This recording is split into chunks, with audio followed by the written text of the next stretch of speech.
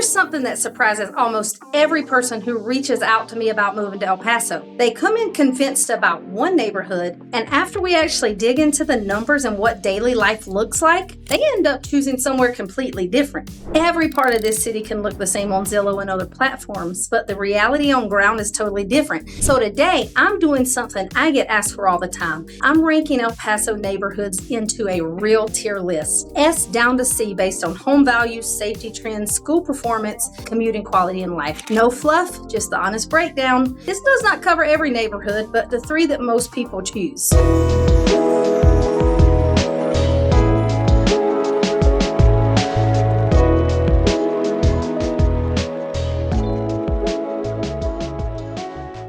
Hey y'all, welcome back. I'm Chastity Rosales, your El Paso real estate expert. If you're relocating here, thinking about buying, or just figuring out where you actually want to plant roots, then this is the channel for your honest guide. Hit the subscribe so you never miss a video, and let's get into it. The S tier, y'all. West Side earns her crown. Let's start at the top. If you want the full package, then West El Paso is where the conversations begin. Let's just face it. The thing to remember is it's vast, so there are several areas within itself, all the way from Trans Mountain down to UTEP. Traditionally, the more affluent side of town, known for its scenic views. Home prices range from entry-level older homes from the 280s, mid-range 4 to 7, all the way up past $2 million. So if you're looking for a mature neighborhood with established character, walkable streets near the Mesa Hills corridor, with proximity to UTEP and the medical district that creates consistent demand for strong resale value, then West is your jam. Some of the most desired subdivisions are the Cimarrons, Franklin Hills, Chaparral Park, Mesa Hills, and the Coronado Country Club.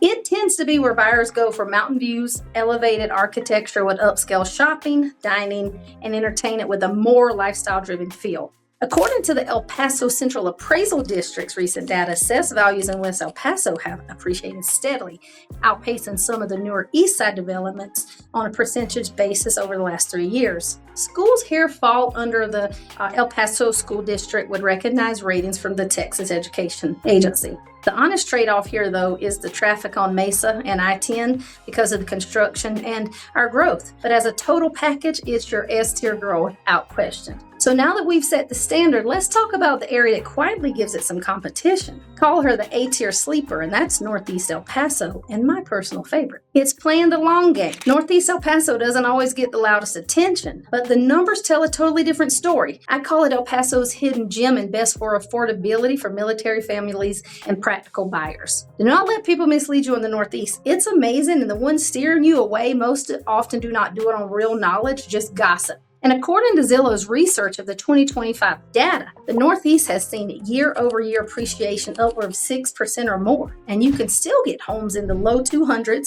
while the newer neighborhoods are mid-300s, low 400s, which means significantly more square foot per dollar than you get on the west side. And in most areas, you have that amazing mountain view for a fraction of the cost. Some of the most sought-out areas are North Hills, Sandstone Ranch, and Mesquite Hills. For buyers who work at Fort Bliss or in the logistics sector, the commute math just works better. According to the U.S. Census Bureau's most recent American Community Survey, average commute times in El Paso's northeast quadrant rank among the shortest in the city for Fort Bliss affiliated workers. Schools are split between two districts, EPISD and Isleta, and has shown consistent improvement with several campuses moving toward higher TA performance ratings in recent cycles, which signals the district's trending in the right direction, and that matters for long-term value.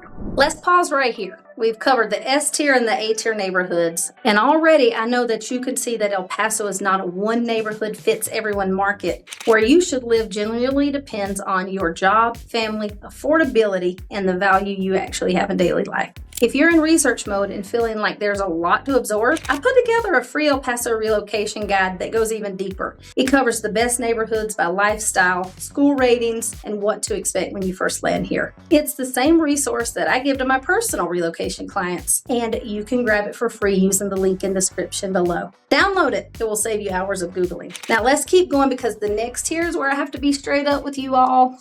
Yep, every city has one.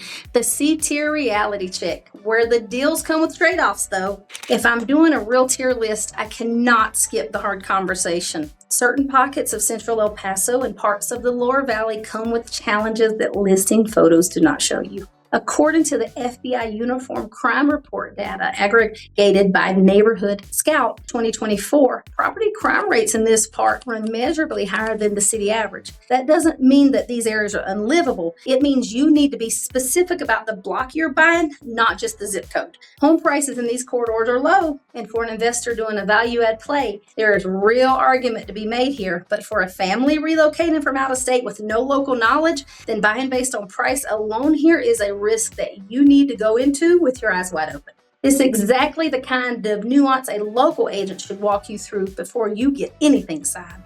Let's move to our biggest, brightest B-tier, East El Paso. It is your girl that up and coming, rather she's already there. East El Paso sits comfortably in B-tier, and for a lot of buyers, that's exactly where the landing spot should be. Best for families, newer subdivisions, suburban convenience, retail access, and it's going to give you the most options for affordable housing. Most popular areas being Tresueños, Tierras, Pebble Hills, and Vista del Sol. The schools mostly fall into Socorro ISD and at one time held as the best school district. You can check those scores at tea.texas.gov. According to the National Association of Realtors in 2025 affordability data, El Paso consistently ranks as one of the most affordable mid-size metros in the Sun Belt. And East El Paso captures that affordability in some of the older areas where median prices are in the mid-200s, with homes landing in the mid-300s across the spectrum. Easy access to Loop 325, groceries, shopping, healthcare genuinely makes it a functional place to build a life, having all you need at your fingertips.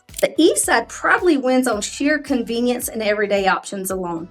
The final verdict, the best neighborhood though is the one that fits your lifestyle. Here is where I bring this full circle. I said at the beginning that most people come in thinking they know where they want to land, and the data changes their mind. That holds true every single time. El Paso is one of the most underrated relocation destinations in the country right now. According to Freddie Mac's 2025 Housing Affordability Index, El Paso ranks in the top 10 for most affordable metro cities with over 500,000 people. There is a structural advantage most people still have not caught on to. But the tier list only matters if you match it to your actual lifestyle. A young professional who wants walkability and character belongs in the West Side. A military family rotating to Fort Bliss, the Northeast. A first-time buyer willing to do the work might have a real opportunity central. And the neighborhood you heard about from the Facebook group is not necessarily it. Yours is the one that fits your income, your lifestyle, your commute, and your 5-year plan, which I can help you develop from getting to know you and what's important to you.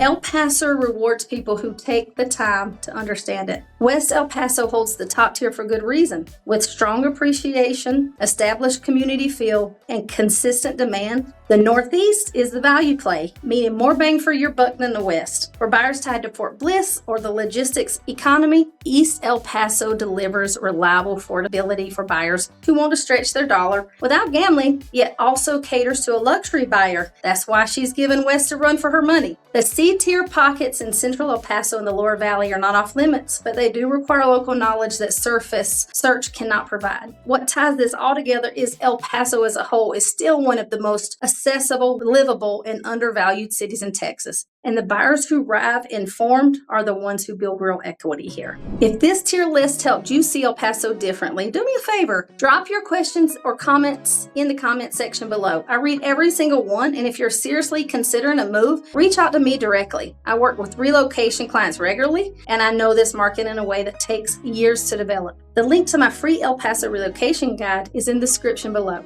Grab it, go through it, and when you're ready to talk, I'm here. See you in the next one, y'all.